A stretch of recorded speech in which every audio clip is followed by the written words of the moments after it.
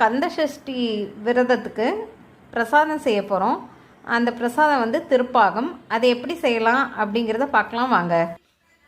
திருப்பாகத்துக்கு தேவையான பொருட்கள் என்னென்னு பார்ப்போம். மட்டும் வரணும். 1 கப்பு கடல மாவு, அதுக்கு வந்து 1 கப்பு முந்திரியை வந்து இந்த மாதிரி மிக்சியில் வந்து பொடி பண்ணி எடுத்து வச்சுருக்கோம். இது வந்து பொடிச்சது வந்து 1 கப்பு, 1 கப்பு கடல மாவுக்கு 1 கப்பு பொடிச்ச முந்திரி, 2 கப்பு வெல்லம், 1/2 கப்பு நெய், 2 கப்பு பால், இது வறுத்து போடுறதுக்காக முந்திரி உடைச்சது, ஏலக்காய் தூள். இதுதான் வந்து திருப்பாகத்துக்கு தேவையான பொருட்கள். இனிமேல் திருப்பாகம் எப்படி செய்யலான்னு பார்க்கலாம் வாங்க. வெல்லம் வச்சுருக்கோம் இல்லையா, அது பாகு வச்சிடலாம். நம்ம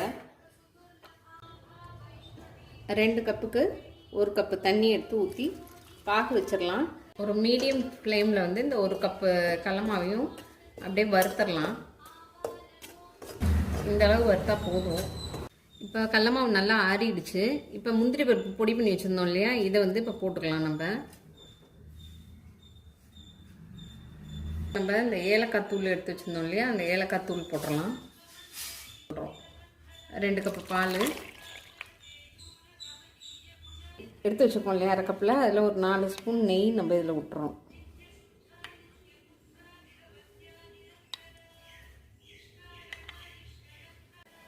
பாருங்கள், அடுப்பு இனிமேல் தான் ஆன் பண்ண போகிறேன்.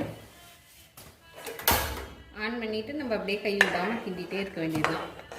இப்போ இந்த கடல மாவு நல்லா வெந்துடும், நம்மளுக்கே தெரியும், கட்டிப்பட்டு வெந்துடும். வெந்தோடனே இந்த பாகு எடுத்து ஊற்றிடலாம். நம்ம அதில் ஊற்றி அப்படியே கிண்ட வேண்டியது தான்.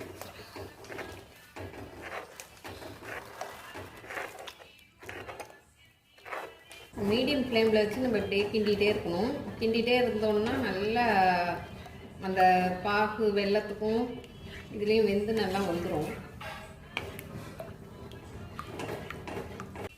பாருங்கள், முந்திரி பருப்பு வறுத்துட்டு இருந்தாச்சு, அதை போட்டுடலாம் அப்படியே.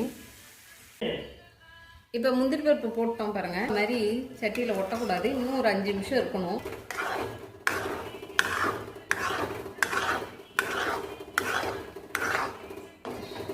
அவ்வளோதான், முடிஞ்சிடுச்சு.